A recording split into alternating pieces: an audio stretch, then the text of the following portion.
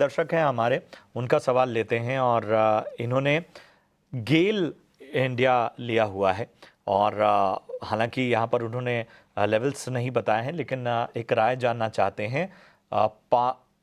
आगे का नज़रिया इनका लगभग 6 महीने का है। बताएं तेजस, गेल इंडिया कैसा लग रहा है आपको? देखिए, स्टॉक पिछले काफी दिनों से एक साइडवेज कंसोलिडेशन में ट्रेड कर रहा है। अगर इनका लंबा नजरिया है तो फिर एक स्टॉप लॉस रख के होल्ड कर सकते हैं 209 का। अभी टेक्निकली कोई ट्रिगर नहीं है स्टॉक में। एक 30 रुपए की रेंज में ट्रेड कर रहा है। 240 के ऊपर जब तक जाएगा नहीं, कोई बड़ी रैली आएगी नहीं, और जो 209 का लेवल मैंने बताया उसके नीचे जाएगा नहीं, तब तक कोई ब्रेकडाउन है नहीं। तो एक साइडवेज कंसोलिडेशन में है। अगर लंबा नजरिया है तो 209 के ट्रेलिंग स्टॉप लॉस से होल्ड कर सकते हैं स्टॉक। आगे बढ़ते हैं और गुजरात से हमारे साथ सचिन साधु जी जुड़ चुके हैं। Sachin, good morning. बताएं कौन से स्टॉक पर राय लेना चाहेंगे? गुड मॉर्निंग मैडम, मेरे पास IRFC के 150 शेयर है 227 रुपीज के। तो अभी इसमें क्या करूं, होल्ड करूं या फिर कुछ टाइम वेट कर सकते हैं इसका? बिल्कुल। और कितने समय तक होल्ड कर सकते हैं? 1 ईयर, 1 साल तक होल्ड कर सकते हैं। इस पर भी एक फंडामेंटल राय ही ले लेते हैं। सौरभ, आपसे पूछना चाहूंगी, IRFC के फंडामेंटल्स क्या कहते हैं, और अगर 1 साल का नजरिया है तो क्या राय रहेगी? काफी ऊंचे भाव पे लिया है। शेयर तो एक्सपेंसिव है, लेकिन पोटेंशियल इस इंडस्ट्री में काफी ज्यादा है क्योंकि फाइनेंसिंग आम है और जो गवर्नमेंट का इसकी तरफ नजरिया है वो काफी पॉजिटिव है। तो बने रहे। शेयर नीचे और भी करेक्ट हो सकता है, तो घबराए नहीं। अपना जो नजरिया है वो 2 से 3 साल का रखें। तो ये है राय IRFC पे सौरभ जी की तरफ से आपको मिलती हुई। व्हाट्सएप पर हम सवाल लेंगे हमारे दर्शक तरुण सिन्हा का। और सौरभ, BEL में इन्होंने खरीदारी कर रखी है। इनकी बाइंग प्राइस ये बता रहे हैं 300।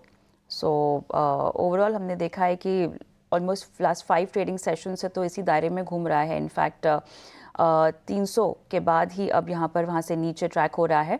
नज़रिए का हमें आइडिया नहीं है, लेकिन आपकी रिकमेंडेशन क्या होगी? देखिए, कंपनी बहुत अच्छी है, ऑर्डर बुक बहुत अच्छी है, लेकिन at the same time PSU basket में तकरीबन सारे ही शेयरों में जो वैल्यूएशन है वो ज्यादा है। जो पॉजिटिव है वो ऑलरेडी प्राइस्ड इन है, बेक्ड इन है प्राइसेस में। तो इसलिए मैं कहूंगा कि अगर आपने शॉर्ट टर्म के लिए लिया है तो यहाँ से निकल जाएं, और अगर लंबे समय के लिए लिया है तो आप तकरीबन 1 से 3 साल का इस पर रवैया बनाएं, अपना मूड बनाएं और फिर बने रहें। बिल्कुल। तो ये राय है भारत इलेक्ट्रॉनिक्स पर। इस बीच व्हाट्सएप पर हमारे लिए लेखराज सैनी जी ने जयपुर से एक सवाल भेजा है। उनके पास NMDC के शेयर है। 57 रुपीज़ प्रति शेयर के दाम पर उन्होंने खरीदे थे 3500 शेयर। उन्होंने अपना टाइम होराइजन तो नहीं दिया, लेकिन एक टेक्निकल राय जान लेते हैं स्टॉक पर।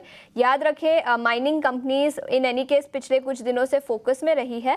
तेजस, चार्ट्स पर देखें तो NMDC के चार्ट्स कैसे नजर आते हैं?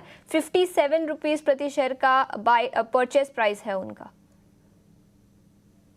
देखिए, डेली चार्ट देखेंगे तो चार्ट सेटअप काफी वीक है। Stock lower top lower bottom के फॉर्मेशन बना रहा है, और रिसेंटली इसने जो अपनी लंबी अवधि की मूविंग एवरेज है 220 की, वो भी ब्रेक कर दी है। मुझे लग रहा है ये जो डाउन ट्रेंड है वो कंटिन्यू रहेगा। तो यहाँ से कोई पुल बैक रैली आती है 220 के करीबन, तो वहां पे स्टॉक में से एग्जिट करना चाहिए।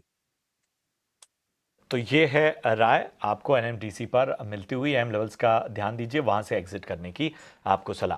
के जरिए अरुण का सवाल लेंगे, और इन्होंने NHPC में खरीदारी कर रखी है 9859 के भाव पर, और मोल भी इनके पास है और इसकी बाइंग प्राइस 450 है। तेजस, आप ही के पास आऊंगी। नियर टर्म आउटलुक, क्योंकि हमारे पास इन्वेस्टमेंट ड्यूरेशन को लेके कोई जानकारी नहीं है, तो पहले NHPC 9859 के भाव पर। देखिए, स्टॉक अभी कंसोलिडेशन मोड में 100 रुपए का एक अहम रेजिस्टेंस जोन है। जब तक ये पार नहीं करता है स्टॉक थोड़ा कंसोलिडेट करेगा। नीचे में जो सपोर्ट बैठ रहे हैं वो करीबन 89 के है। तो एक 10 रुपए के बैंड में ट्रेड कर रहा है। मैं उनको होल्ड करने की सलाह दूंगा। जब तक 89 का लेवल होल्ड करता है स्टॉक में कोई खराबी नहीं है। और अगर ये 100 रुपए का लेवल सरपास करता है तो हम एक फ्रेश बाइंग मोमेंटम देख सकते हैं स्टॉक में, और ऊपर में 107 से लेके 108 तक के लेवल आ सकते हैं। तो होल्ड करने की सलाह है विद स्टॉप लॉस बिलो 89। एक कॉलर को जोड़ते हैं। अर्पित हैं भोपाल मध्य प्रदेश से हमारे साथ। अर्पित, गुड मॉर्निंग। पूछिए कि स्टॉक पे आपका सवाल है। मेरा सवाल इरेडा पे है। हम्म इरेडा के मैं 250 शेयर्स होल्ड कर रहा हूँ। भाव क्या है आपका? 256। ठीक है, 250 शेयर्स होल्ड कर रहा हूँ एट द रेट ऑफ 256। ठीक है। हमें ये बताइए कि कितना समय और दे सकते हैं आप? शॉर्ट टर्म व्यू जानना था, करीब 2-3 महीने। ठीक है तेजस, मैं आपके पास आना चाहूँगा। शॉर्ट टर्म का नज़रिया ये जानना चाहते हैं। 256 की इनकी बाइंग है फिलहाल। 200, अच्छा ठीक है। हमारे साथ इस वक्त सिर्फ सौरभ जुड़े हुए हैं। सौरभ, ज़रा बताएं शॉर्ट टर्म व्यू 2 से 3 महीने का क्या बनता है इरेडा पे? देखिए, पीएसयू स्टॉक्स में काफी प्रेशर है। इरेडा भी कंपनी बहुत अच्छी है और आगे प्रोस्पेक्ट्स बहुत अच्छे हैं, लेकिन एट द सेम टाइम्स महंगा दिखता है। 7 टाइम्स टू बुक वैल्यू है। हालांकि एक एनबीएफसी है जो पावर के क्षेत्र में और ग्रीन एनर्जी के क्षेत्र में अपना जो लोन बुक है वो काफी एस्पायर करती है बढ़ाने के लिए। 25 से 30% का ग्रोथ टारगेट है कंपनी का, लेकिन इन्होंने बहुत ही शॉर्ट टर्म व्यू पूछा है, उसमें मैं समझता हूँ कि करेक्शन और भी बढ़ सकता है स्टॉक में। हमारे लिए एक सवाल भेजा है SJVN पर, जहां पर हमारे दर्शक ने 137 रुपीस प्रति शेयर के दाम पर यह स्टॉक खरीदा था। सौरभ, क्या राय बनेगी SJVN पर? पावर कंपनी है। कंपनी के जो प्लान्स हैं वो काफी स्ट्रांग है, काफी स्ट्रांग ऑर्डर बुक है और कंपनी ने अभी काफी इस साल में और पिछले साल में काफी प्रोजेक्ट्स जीते हैं। नियर टर्म में प्रेशर है, लेकिन अगर 3 से 5 साल का आप आउटलुक बनाते हैं तो मैं समझता हूँ ये बहुत ही बड़ी कंपनी बन के आएगी अगले 2-3 सालों में। स्टॉक करेक्ट जरूर हो सकता है, जैसे और पीएसयू स्टॉक्स में करेक्शन देखने को मिल रहा है, लेकिन मेरी सलाह ये रहेगी आप इसमें बने रहें।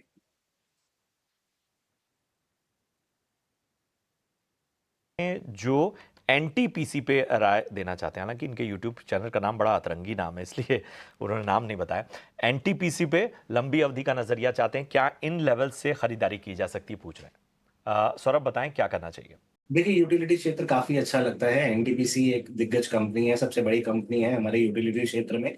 कंपनी हाइड्रोकार्बन में भी अपना पैर जमा रही है और जो विस्तार के जो एक्सपेंशन के प्रोग्राम्स हैं वो काफी स्ट्रांग है।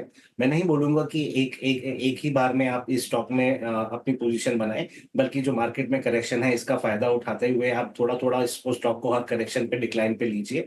तो मेरी ये सलाह रहेगी, हर छोटे अंतराल के बाद 3-5% गिरावट के बाद आप थोड़े थोड़े ये स्टॉक्स इकट्ठे करते रहिए और लंबे समय के लिए निवेशित रहिए। हैं जो गौरव नाम है उनका, गौरव नोटिया, और इन्होंने सवाल पूछा है स्टील अथॉरिटी ऑफ इंडिया पे सेल पे राय जानना चाहते हैं। और इनका सवाल है कि क्या इस बाइंग प्राइस पे एंट्री की जा सकती है या किसी और स्तर पे सेल में एंट्री लेना ठीक होगा? बताएं सौरभ, क्या राय होगी सेल पे? मेटल क्षेत्र में अभी कोई भी बाइंग करने की मैं राय नहीं दूंगा। चाइना का जो डेटा आ रहा है या ग्लोबल जो डेटा आ रहे हैं वो बहुत अच्छे नहीं आ रहे। चाइना एक गाइडिंग फोर्स होता है मेटल्स के लिए। तकरीबन आयरन और आज हमने देखा 1 साल के न्यूनतम स्तर पे आ रहा है। जो ओवरऑल है प्रेशर चल रहा है मेटल्स के ऊपर। और अगर आप देखें तो जो पीछे हमने हाई देखे थे तकरीबन पिछले 3-4 महीनों में जो हर मेटल के प्राइसेस नीचे ही आए हैं और रिजल्ट्स भी बहुत अच्छे नहीं आए हैं मेटल कंपनियों के। सलाह नहीं रहेगी यहाँ पर आपको पैसा लगाने के लिए। जिन क्षेत्रों पे हमने बात करी है आप उनमें से कुछ चयन करें। ठीक है, तो मेटल से दूर रहने की सलाह सौरभ जी की तरफ से आती हुई।